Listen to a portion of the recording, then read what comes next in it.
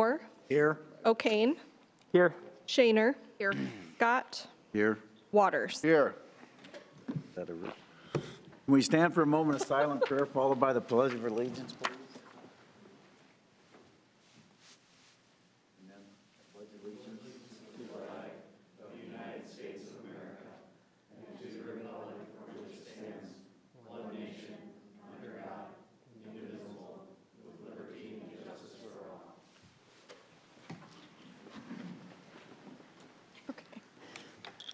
Interviews for boards and commissions. Gillian Kosovo Sister City Committee, Rick Samuelson. Come on up the microphone. Tell us a little bit about yourself and why you want to serve. Well, I've served on the committee for already. I'm just looking to renew, but I went there with the National Guard, and I love the city, so I just want to continue ties. Were you there last year? I didn't go there. I was just there with the National Guard. Right, but I mean, oh yeah, the Guard went there and some of their members went. Oh, no, I'm out of the Guard now. Okay, so. all righty, I got you. Yeah, some of our Guard members went actually to there. I know a few of them that did go, and I've talked to them since. Well, and I think especially when they do those trips, hopefully the committee is being intentional about any efforts that we can, you know what I mean? Whether it's just exchanging or bringing anything back we can. And it was really neat when the mayor came here and was really appreciative of the time that we were over there and things. Yeah. So. Thanks for serving. It's an important sister city that we have. Question? Thanks, Roy. Thank you. Thank you, appreciate it. Andrea Rolina, Museum Board of Trustees. How are you? I'm great, thank you. How are you? Good. Good. Tell us a little bit about yourself and. Sure. Well, I moved to Sioux City a little over almost 20 years ago. My husband is from here, and Sioux City was supposed to be just a temporary stay for us, and lo and behold, I'm raising 3 children, and I'm here 20 years later. So it really, truly grew on me and became our permanent home. And now that I am raising a family here in the area, I've become more and more appreciative of the recreational activities and things that we have available for families here in Siouxland. The hallmark of that being the Sioux City Public Museum. I take my children there frequently. I'm constantly impressed by their exhibits and their programming, and I think that by having a local museum that teaches about our history, it helps our citizens to become more connected to where they live. And I truly felt that as I was becoming a permanent citizen here.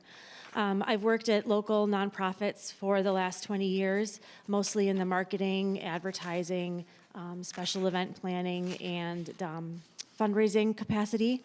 I'd be happy to bring those skill sets to the museum and truly assist them in any capacity that they need to further their mission and sustain their future for the city here. Your father-in-law, Ron?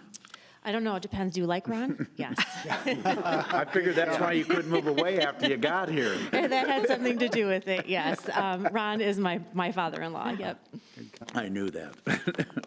Andrea, I'm thrilled that you're making the application. Thank you. You'll be a good addition to that board. They're very active, and they've really have kept after.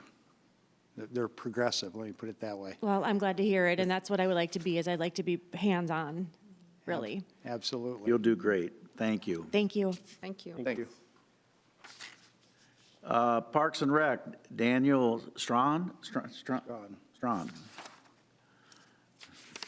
Hi, I'm Daniel Strawn. I just moved here in May. I'm interested in the Parks and Rec Board. I'm quite active in different activities related to Parks and Rec, so I think I can bring some good contributions and make a positive impact on this community. When I was moving here, or when I was considering moving here, the offerings as far as, different recreational facilities were a really important aspect of making that decision to me.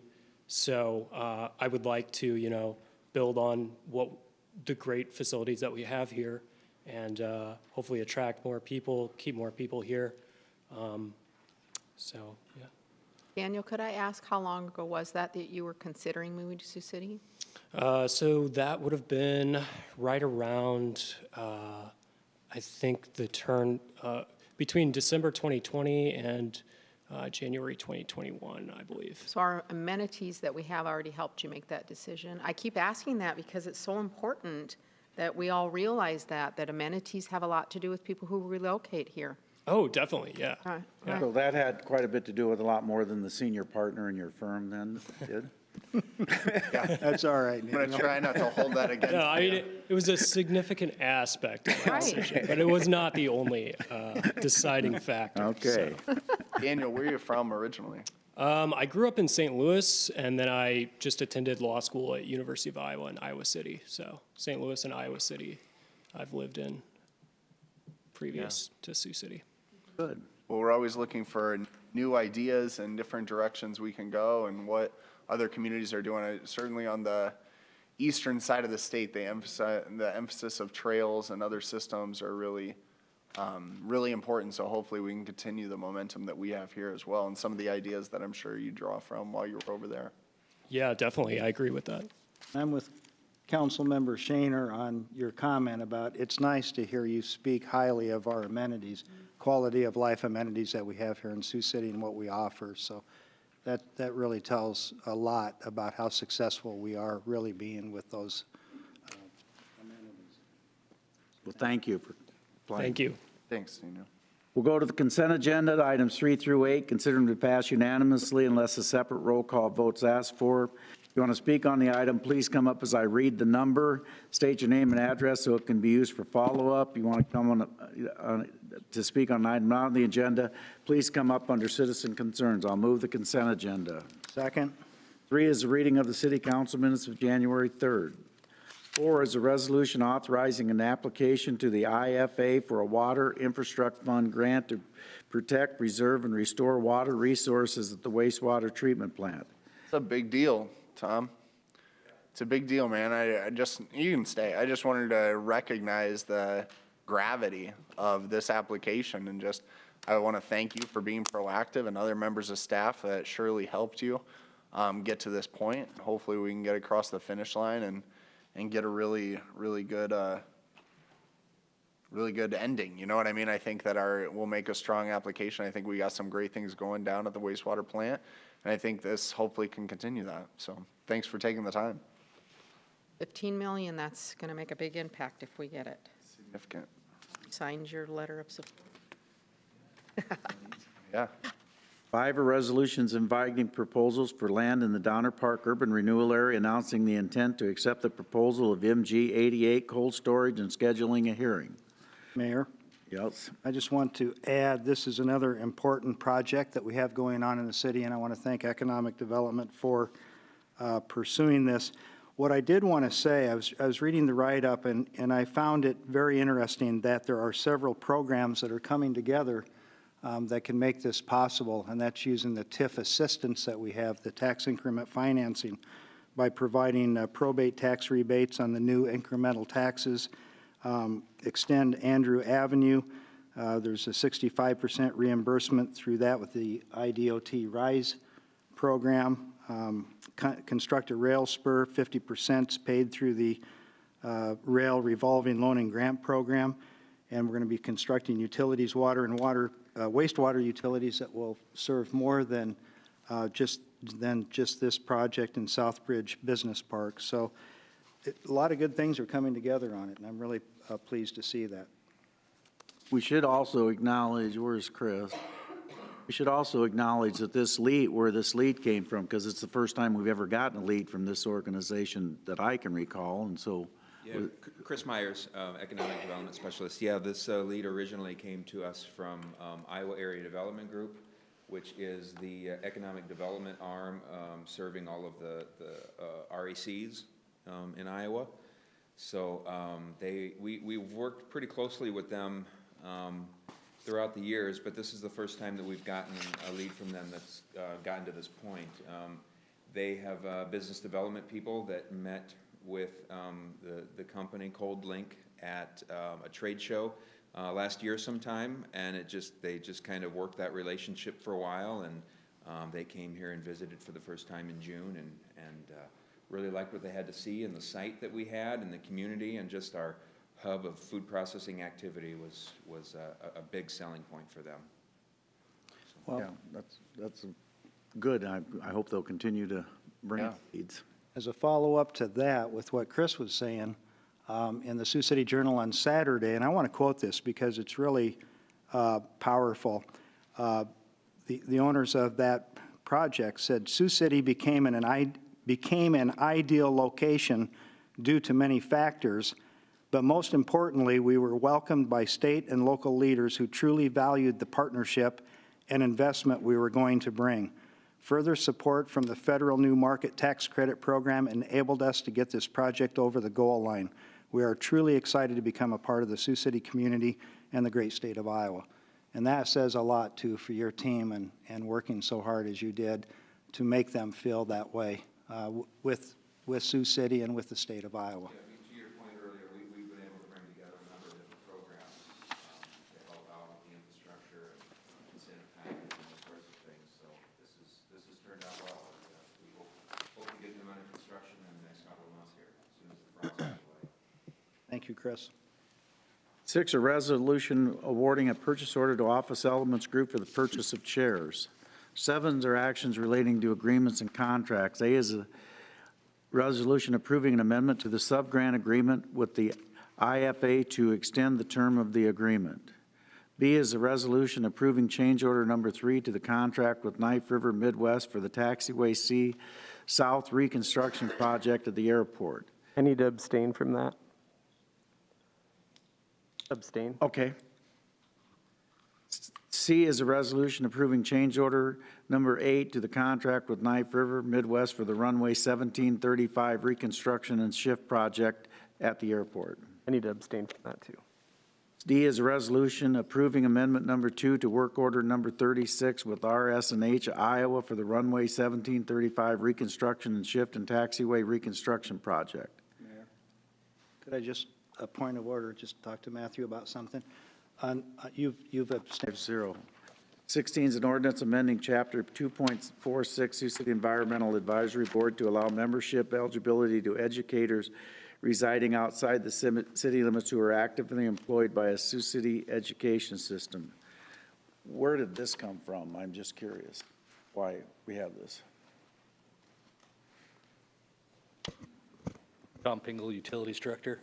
This is a member of the community that are here in town, but they live outside of town. They would really like to be on the environment. Well, that's fine, but why would we just say somebody that's in the Sioux City education system? If you want an out-of-town person, I don't want to discriminate and just say you have to be an educator. I'm obviously, by my lack of very much formal education, you can understand and appreciate where I'm coming from, but I hope. But why would you single out, just say teachers? There's no real reason. I'm not trying to put you on the spot. I should have asked that, but I mean, why? You've got one teacher that wants to apply, so we're going to change all the rules for. Yeah, Roger Benson, Environmental Services. Obviously, Tom didn't see me sneak in here, so I apologize. It was applicants that we had come in. We have current members that are out reaching out to cohorts of theirs that are educators. And it was part of the MS 4 for the city in what the board is trying to do is go out and educate the community. And we have a list of educators that are interested, but some of them live outside of the community. So it was an effort to identify that background to help within the community to push that through. So, And I think the mayor's point is just, if there are reasons, that we should make an exception, if someone's very passionate about this and working to further those efforts in our community, then we should allow them to possibly serve in that capacity, not just if they're a teacher. Does that make Right, sense? yeah. We may be changing the Absolutely. language. So I think I think that's what the mayor is saying, is that, hey, if there are other instances, we might need to waive the rules for those instances, rather than just saying if it's an educator, we would raise. Yeah, and I or guess waive. in looking at it a little bit closer, it actually kind of reads in there parts of what our responsibilities are to educate the community. And so that kind of jumped out at me, so. But yeah, But this we person happens obviously to want. be an educator? What's that? The person who's applying happens to be? Yes. Okay. And Yep. when he was thinking about their mission to Right. educate. But they don't live in Iowa. Correct. And so that's your hangup, right? Because we can waive the rule. If they're Iowa in Iowa. So if they were outside the city in Iowa, they could be waived? Yeah, we waive those all the time, right? But it's a matter of if they live in the dunes or if they live in somewhere else, or. We generally waive term limits. I guess I That's was what looking she's at saying. kind of that sister city relationship, if, Correct. that kind of commingled in this situation or not. But Well, I mean, I understand your intent. I think I would be in favor of your intent. It's just maybe if we can get the language, or depending on what we need to. To have it, just so I understand the council's direction, you would like to open it up to more than just educators? Correct. Okay, that would reside outside the city of Sioux Correct. City? Okay. That's my, But you're saying it needs to be within the state of, they have to reside within the state of Iowa? That's how the ordinance currently reads. I think they should. Within Sioux City, Iowa, or owners of a business within Sioux City, Iowa. The proposed amendment would allow educators who reside either inside or outside city limits. And define Sioux City education system. any of the elementary, secondary, college, could be the. But what bigger about schools. Heelan or Siouxland Christian? All of the work they do. Yeah, those educators, yeah, private schools. I guess St. I Paul. consider that secondary. Okay, well, okay. Yeah. You guys want to pass first reading and have them change it, or you just want to delete and start over? What do you want to do?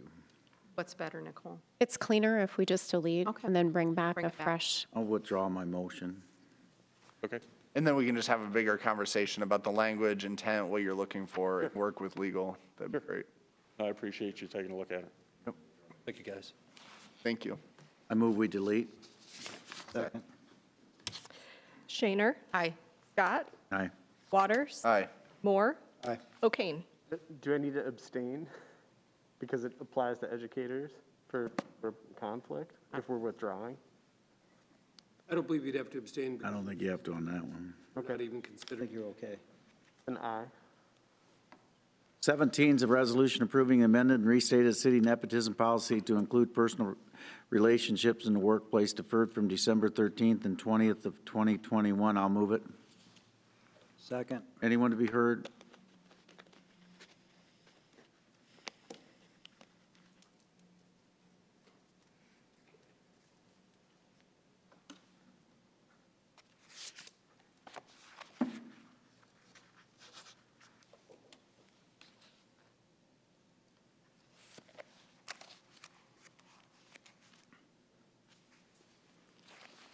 Passes 5-0. 18 is a downtown Sioux City transportation study presentation.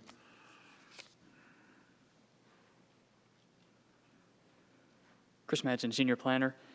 Simcoe recently contracted with SRF Consulting to prepare a downtown Sioux City transportation study that would review the downtown transportation system and make recommendations on various different vehicular and non-vehicular modes of transportation within that. The city's Active Transportation Advisory Committee, various members of city staff, and a couple members of city council served on the steering committee for that project. So today, we have William Troe from SRF Consulting that would like to present their findings, as well as Aaron Brzina and Michelle Bosnellos from Simcoe. So I'll turn it over to them. Good afternoon. My name is Bill Troe, and I am with SRF. And I'll just spend a little bit of time here walking through pretty much the highlights of the recommendations of the study. I guess I'll just backtrack on that real quick, just to give you a little bit of an understanding of the study area that we were looking at, and our goals are also listed here of those elements of the multimodal transportation system that we were addressing. That essentially our study area is from the river on the south side to 9th Street, approximately on the north. It does vary a little bit in there, and from Wesley Parkway over to Floyd. That was essentially our definition for the downtown study area. Now, we also had an understanding that there's also more of a focus area on the heart of downtown relative to some of the fringe areas also. And that as we were looking at all of those elements, this was a multimodal study. So the idea is that we wanted to make sure that we were addressing not only, vehicle traffic on the street, that we were looking at pedestrian travel along corridors, crossing streets, the skywalk system, also access and egress into that. And as we were kind of working through it, that the way that we identified a refresh of the work for 5th and 6th for conversion from a one-way pair, which I think you all probably understand has been looked at a number of times in the past. All of our recommendations and our findings and even a lot of our analysis is based on a lot of those documents that are already out there. We wanted to make sure that we integrated as much as we could the comprehensive plan, the active transportation plan, and your complete streets policy, understanding that those are all projects that have, or studies and projects that were put together with public engagement, public involvement, support from the council. We wanted to make sure that the basis of the downtown transportation study incorporated those elements. So I just want to take a little bit of time talking about each of the primary recommendations that we have had. The first is essentially what we called is characterization of the streets within downtown. One of our underlying premises of the entire study is that all streets in the downtown need to be essentially complete streets. That by being a complete street, we're saying is that you consider and hopefully are able to accommodate pedestrians, transit, bicycles, autos and trucks, and that element too of addressing both through traffic and parking activities that go on, that each corridor in downtown should at least consider each of these, understanding that we do have some width constraints, so that maybe not everywhere on every street you can accommodate all of those modes, but they must be considered. So that as we were working our way through all of the streets in downtown, we also devised a concept of emphasis streets. We had a pedestrian emphasis type street, we had a bicycle emphasis type street.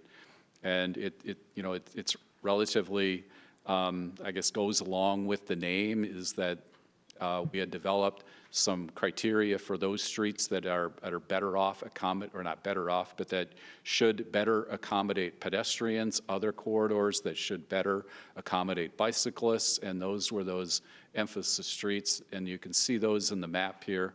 The orange are the are the bicycle emphasis streets, and more of the blue or the dark blue are those streets that we had identified as pedestrian emphasis. And you can see on 4th Street there that we have both the orange line and the blue line. When you look at the characteristics of those activities and areas that can be accessed through 4th Street, that corridor accommodates both of those modes from a connectivity standpoint. So we had identified that as an example of a street that accommodates or emphasizes both of those modes. And that understanding the emphasis streets also incorporates into it a little bit of our analysis then of what types of modifications, improvements would be appropriate for each of those types of streets, looking at it from the perspective of each of the modes. And those are and what we're listing here are some of those improvements or areas of analysis that we had looked at relative to each of the modes, relative to the emphasis of the streets. Some of the guidelines there, maybe I'll just hit the ones on motor vehicles, is that we want to make sure that we're retaining as much of the lane width as possible, because I think we all, or hopefully we understand that as our lane width narrows, our safety or our crash rate will ultimately go up. We wanted to make sure that we retain the turn lanes so that we have that capacity and safety associated with that, and that we were looking at improvements to signal timing throughout downtown to make it more efficient in the travel into and through downtown. May I ask a question? Sure. Comment? Back on that last slide you have there, just the one you had up previously. So motor vehicles to retain the lane width, I'm following you on that, but it's kind of a balancing act, isn't it, with the bicycles and shared lanes? Yep. And the dedicated lanes? Yes. And not narrowing the lane width of motor vehicles that you're trying to maintain, but then provide for the bicycle traffic? Yes, we're trying to maintain it, and essentially what we were looking at was the entire street width. And I think that when you're looking at some of the lanes in downtown, okay, typically we start with the assumption of about a 12-foot lane. And what we were looking at was we would accommodate or support narrowing a lane from 12 feet to 11 feet, but not anything less than 11 feet, so that if we could provide an 11-foot travel lane and then allow us to accommodate bicycles in a lane that is about 5 feet wide, that would be a situation where we would support narrowing a lane. Now, if we can't do that, we're not going to support narrowing a lane. Okay, thank you. Can I ask too, on 4th Street, you had the last block to Floyd was not considered for pedestrian traffic, as well as the last block going through to Water, like by Work and Church, was not considered for pedestrian traffic. Why did those get left off? Mainly because we've already gotten to a lot of the activities that pedestrians would be oriented to. Now, if we want to continue that over to Water Street on the west, and then further to the east to connect into the path, we do that. But particularly on 4th Street, I think when we're getting into some of those activity areas on the east side, they are becoming a little less pedestrian oriented. But I think for the most part, we've accommodated where the activity areas are. Thank you. Okay, so now just kind of going through some of the recommendations, and the first ones that I want to address are the pedestrian findings, and for the most part, and this would be associated with the sidewalk network that I'm talking about here. And what we've done is put together a list of potential improvements, but then also identified a particular hierarchy that I'll be going through real quick here. That our first level of recommendations, or our highest priority, was focusing on those streets that we identified as pedestrian emphasis streets. And within those, we wanted to make sure that we had all of the ADA elements installed, and that you can see on the map where we've identified some locations where there are deficiencies in the ADA curb cuts, whether or not the curb cut may not exist, or the inverted dome may not be there, or they may be in poor condition, or they may be also installed exactly not consistent with ADA guidelines. But that first level of priority is making sure that those pedestrian priority or those pedestrian emphasis streets are have all the ADA elements. And then also within that particular, that initial priority, we wanted to make sure that we were considering signal timing throughout the downtown area, and the idea of where it's appropriate to incorporate into the signal timing a leading pedestrian crossing. I think a lot of times in downtowns where we see pedestrian vehicle crashes is where pedestrians aren't visible from the curb for vehicles. By adding or allowing the pedestrians to get a couple of seconds of lead time crossing the street. They can get into the street, be more visible, and we see reduction in crashes. And that is a signal timing improvement that is not exactly difficult to activate. Our second priority was continuing to focus on the pedestrian priority streets, is to look at those locations where there are deficiencies in the sidewalk. It may be conditions, it may be broken curbs, things like that. And, you know, I think that if you walk around, well, I'm sure you do walk around downtown, but in our walking around downtown, particularly over the course of the last summer, is, you know, it looks like you're already activating a program of rehabilitating and fixing cracks and uneven panels, those kinds of things. So we would continue to emphasize that. But if you have to prioritize corridors, we would prioritize those pedestrian emphasis corridors. And then in that same priority, we would want to go back in and make sure that all of the ADA elements throughout downtown, even those corridors that we did not identify as pedestrian emphasis, have all of the ADA elements into them. Our third priority is looking at condition of sidewalks that are not on pedestrian emphasis streets, so that making sure that we're systematically going through downtown, improving the sidewalk conditions relative to today. And then making sure that we have all of the truncated domes in those areas that are not pedestrian oriented. And the final is thinking about, and these are probably longer term, understanding that if we can shorten up the crossing that people have in getting, or the time that people have in getting across the street, that we can improve safety. So what we've identified is at the intersection of two pedestrian-oriented corridors, or pedestrian emphasis corridors, we would ask you to consider adding bump outs at those locations to shorten that distance, and again, raise the importance of pedestrians in those corridors.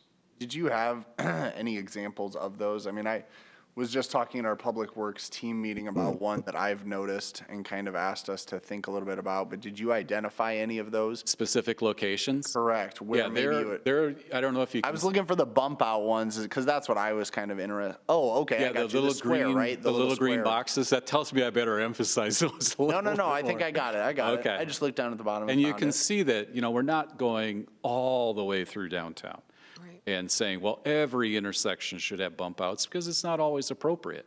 But when we're looking here at 6th Street, at Water, 6th Street, at Pearl, did I get that right? Or is it Pearson, Nebraska? Pierce. Well, and actually, you identified the one that I was thinking. I always worry about the Orpheum, that intersection, which you have identified. I mean, the Orpheum, because then over there on the other side, you have the library, you have, Security National Bank, and now you have a boutique hotel and apartment complex. I mean, there is a ton of pedestrian traffic there, and I always think, I mean, I understand our roads crews struggle, bump outs can be frustrating to go around. I completely understand that, but at the end of the day, we have to emphasize, I mean, I would imagine those snow plows, people driving those maybe have family members that they would want to make sure that they were emphasizing that safety as well, so. But again, you can see that there's a relatively small number of those locations. So we've tried to be very purposeful in where we've identified them. Yeah. And you already have some in downtown, so. Yep. Okay. So the next element I wanted to touch on, and I know I'm probably going slower than most would like, but is the Skywalk network. And our recommendations here are making sure that we have an active maintenance program, that a study was done, a condition study was done in 2009, addressing, for the most part, each of the bridges that make up the Skywalk network. And as we were getting the study going, I don't believe any of those improvements had been made in the Skywalk network. So the idea of making sure that there's a fund available to make those improvements, maintenance, I guess, improvements, we were recommending that. We also had identified the idea of creating an interior design program for, in particular, some of the long corridors. One of the ones I've identified here is okay, it's warm, it's dry, it's not very inviting, it's just a long corridor, and you really don't know necessarily where you're going. If it's your first venture into the Skywalk network, that's one of the issues that we've identified, and I know the Downtown Partners is actively addressing that. And we would support then that whole idea of a comprehensive wayfinding network, not only interior to the network, because, you know, it is a mixture of bridges. Oh, okay, I know where I'm at when I'm on one of the bridges. In a hallway like this, you may know where you're at, but then there are other elements of the Skywalk system where you're essentially integrating a business or an apartment building with the Skywalk, and it gets to be a little bit confusing as to what's public space and what's either private space or quasi-public space. And the idea of improving the wayfinding there is a recommendation. And then along with that is making sure that also when we're on the street, that there is enhancements to the wayfinding of getting into the network from the street. I think there is kind of a different, or maybe a number of different methods or signing types that we have of getting into the network. Coming up with a consistent signing program would improve the system. So we also looked at where expansions to the Skywalk system may be appropriate to go along with development that would lead potential enhancements to the Skywalk. So we've identified 7 different locations within the downtown area that could be possible extensions of the Skywalk network. Now, I think we would all recommend, or on our side, we would recommend that we don't start looking at expansion until we have a program of maintaining what we have. And you know, you think that, okay, we could work out a deal for the capital cost of an expansion, but then where are you going to be in 15 years and 20 years? You're just going to have a bigger network that you need to maintain if we don't have a program to do that. I wasn't planning on going through each of these, but if there is a particular one that you would want to discuss, we could do that. But there are, again, these 7 extensions that we had identified within the document. Okay, the second to last element is the bicycle network. Understanding that when you look, I'll say when you look for the bicycle network in downtown, you kind of got to look pretty hard. That essentially within downtown, we have the trail along 2nd Street that is relatively narrow for a trail, and we have some signed routes within the downtown area. That our emphasis for the bicycle element here was to elevate the level of activity or action of the bike network within downtown, understanding that based on the size of downtown, we have to consider those access points into downtown. We need to consider travel through downtown, and we need to consider circulation within downtown. Now with pedestrians, we didn't emphasize as much of that penetrating and getting into downtown, in particular going through downtown. It was more circulation within downtown, but with bicycles, we looked at all 3 of those elements. Also understanding that there is very little of infrastructure within downtown for the bicycle network. We wanted to make sure that we weren't going to get ourselves into a situation where, oh, hey, now it's going to look like all we want to emphasize in downtown is bicycles, that we wanted to make sure that we were being conservative in a stepwise approach to getting into the bicycle network. We want, and a lot of our guidelines are here, that we wanted to maintain on-street parking. We didn't really want to influence on-street parking because that's pretty popular. We aren't going to go in and move curb lines within downtown to accommodate bicycles. Okay, there might be an odd one here, an odd one there, where ultimately through a street reconstruction you might do it. We looked at a modest amount of some lane reduction, particularly on Virginia, where there are 4 lanes, and do you really need that to accommodate travel? Or in reality, are the inside lanes really a turn lane? When you're looking at how short the blocks are and such. We did suggest or would incorporate into this some lane narrowing from 11 from 12 feet. And that in one corridor, particularly along 4th Street, the idea where today we have some pull-in angle parking, that the bicycle planners were saying that it's a safer environment for bicyclists when that is back in angle parking, and so you're pulling out. It's one of those things that we can certainly discuss. So, Well, and if you go back one yeah. slide, I just find that slide and that map very interesting. I've never seen it displayed in that way, but it's like, gosh, when you think about it, there are a ton of trails and access that lead you to downtown. Oh, yeah. And then it just kind of says, okay, well, good luck, or use the sidewalks, or you know what I mean? Some of those Yeah, areas, and we're not as intentional as maybe we could be. I kind of look at that as all of the systems in downtown, that there are these gateways that lead you into downtown, but then when you're looking at the density of the road grid, whether or not it's east, west, north, south, okay, you throw a little wrench into it when you put the one-way pairs in there, but the density of the street grid also puts you in that same position when you're driving. Okay, I've got 16 different ways of getting through downtown, and there are probably no other locations in town when you're thinking about this concentrated of an area where you got like 16 different ways that you could get through downtown and essentially disperse the traffic, disperse truck traffic from auto traffic, disperse truck traffic from parking, disperse truck traffic from pedestrians. You have a lot of opportunities. And you control, for the most part, all of the streets. So downtowns are very versatile. Okay. So this is a map of the concepts that we are proposing for consideration for the bike network.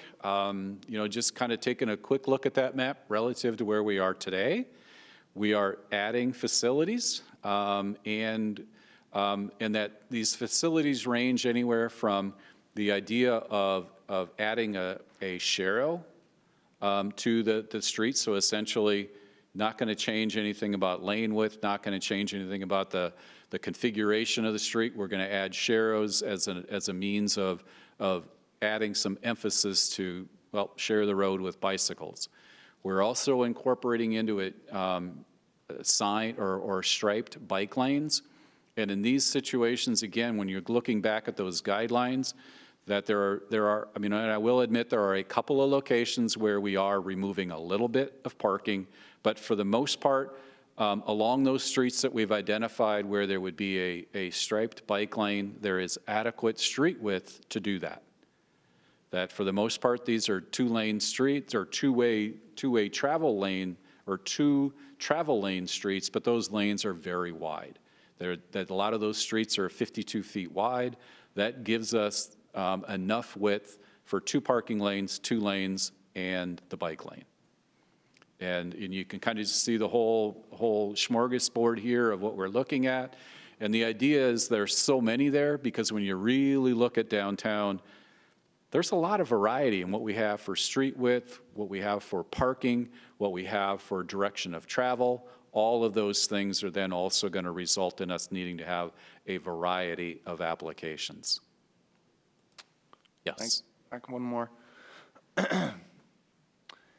One thing, because I notice these all the time when I visit other communities, so I'm always trying to think about what could be a good fit or, what would work in our downtown. So I really appreciate the time that I'm sure it took to go through these different ones and think creatively about what could maybe be implemented. The one question I had, and it was a concept that I saw, and I don't even remember what community I was in, but that I thought was pretty interesting and something that I would almost feel more comfortable if I was using a bike or using that lane. And I'd direct your attention to number 1 and number 4, which I think are similar, but I guess you just don't have that line maybe in 4 that marks the bike lane on that. You just have the one side identified. Yeah, there's sharrow in one direction, bike lane in the other on 4. Correct.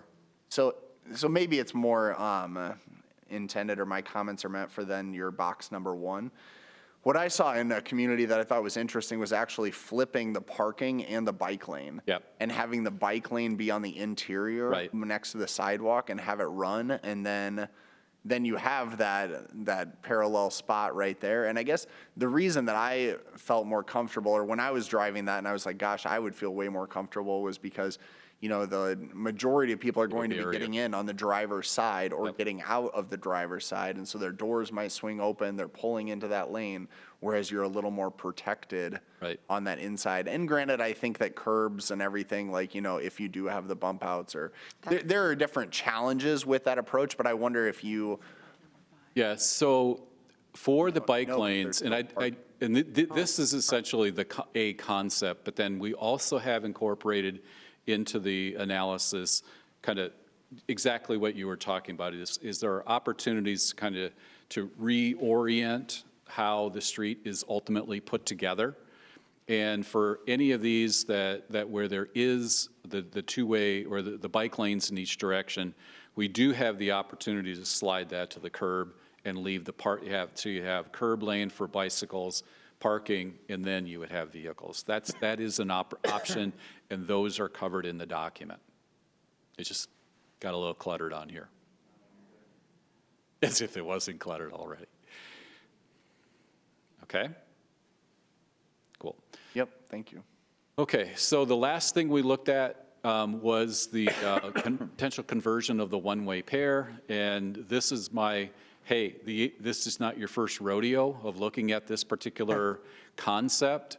And essentially that our conclusions is that the recommendations that you've looked at in the past, there's nothing wrong with them.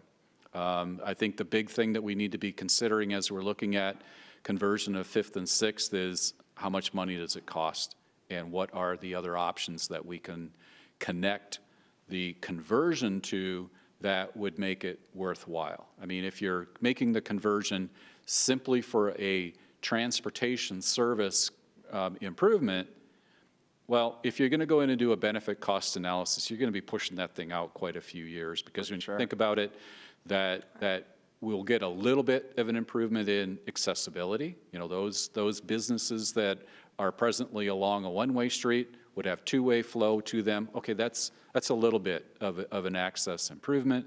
We would have a little bit of a degradation in traffic operations, but it's also not, it's marginal. So the big thing, I think, is it something you want to do? There is no reason not to do it, other than it costs a little bit of money. Well, it costs a lot of money, really, when you look at it. Well, and I think that's what, and the mayor could speak to that too. We've talked about this quite a few times, that it just gets to be cost prohibitive, or at least it seems that way, that we need to balance that benefit. Correct. And, you know, you think about it, okay, I mean, everybody right now is talking about the infrastructure law and the ability of it to pump more funding into transportation.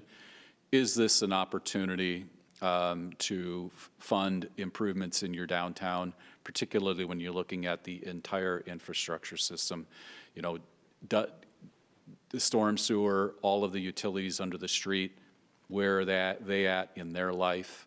And is now the time to kind of consider opportunities there? So that, you know, in studies like this, that we have an element that has been looked at a number of times, that one of the things that I look at as my responsibility then is to give you some guidelines as to, and if you're not going to make the improvement right away, that provide some guidelines as to, okay, don't worry about doing the analysis again until you see something like this happen. Because really all you really have to look at in downtown is, how is the traffic changing? And that what we're estimating is that if traffic volumes in downtown have not changed by 15 or 20%, you're likely going to be able to accommodate a conversion to a one-way pair, from the one-way pair to two-way flow, as long as you leave a turn lane, a center left turn lane in there. And now you're going, well, geez, you know, 15 or 20%, that's really not all that long. But when you're looking at traffic change in the downtown, throughout downtown, for the forecasting work that we were looking at, we were seeing 0.25% to 0.5% per year change in traffic. Whereas you go out into some parts of town, you're seeing 3%, 4%, 5% per year in traffic. Downtown, traffic just doesn't change that much.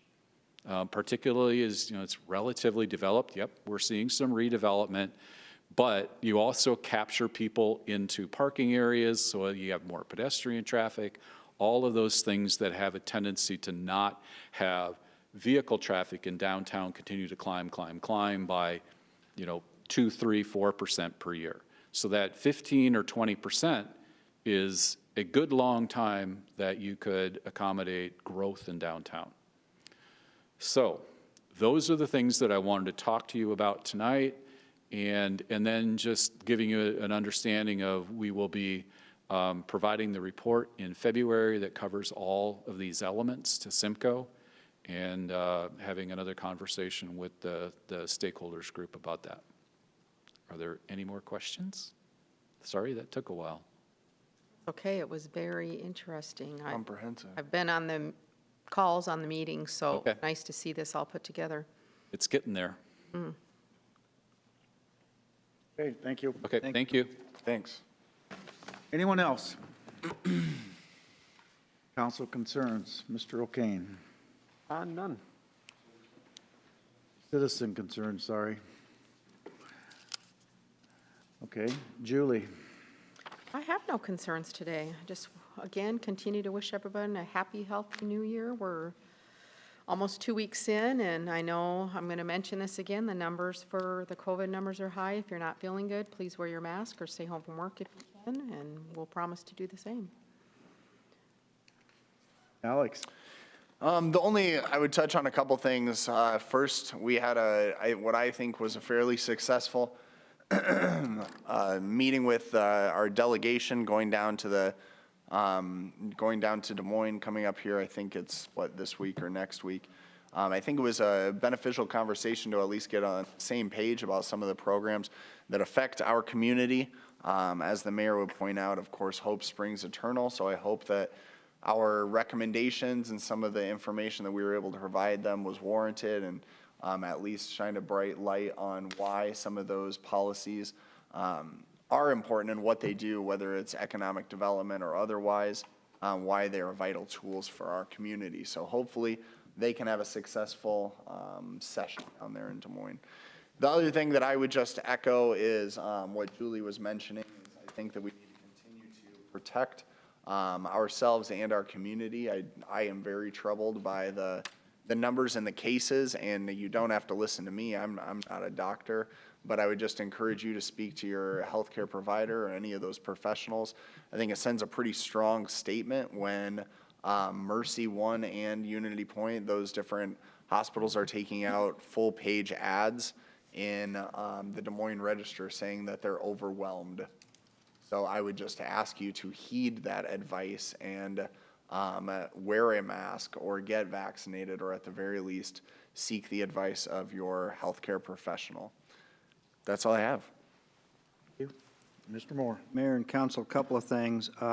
Picking up on what Council Member Waters had pointed out, Marty Doherty, our Economic Development Director, did a great job last Thursday at the Legislative Day presentation to our elected officials that go to Des Moines. And I want to thank Marty because he was really organized, and actually there were some thoughts that he had that were outside the box, which was really an interesting presentation. So thanks to Marty for that and for making it a successful legislative day. The other thing is we will not be having a city council meeting a week from today on the 17th. In lieu of that, we have the Martin Luther King Jr. celebration. Starts at 7:00 p.m. It's at the Kingdom Ministries at 2000 Military Road. And I would encourage many of you to please attend that celebration and recognize the day that it is. That's all I have, Mayor. Two things. Alex, I sent an email, I'm not sure you got it, to Coach Ryan. If he, first of all, I'm sure you guys congratulated him last week, but if they would like to come to the council, we'd be more than willing to. Yeah, they've done that before. I'll host make them. sure. So if you can contact him and see, that'd be great. And the only other thing is that just a public congratulations to Jack Bernstein. That was a very nice article in the paper about an award he won, and certainly that family's been very good to our community, so congratulations to Jack on that. With that, I'll move we adjourn. Second. Scott. Aye. Waters. Aye. Moore. Aye. O'Kane. Aye. Shaner. Aye. Were it right that time, you think? I think so. Okay.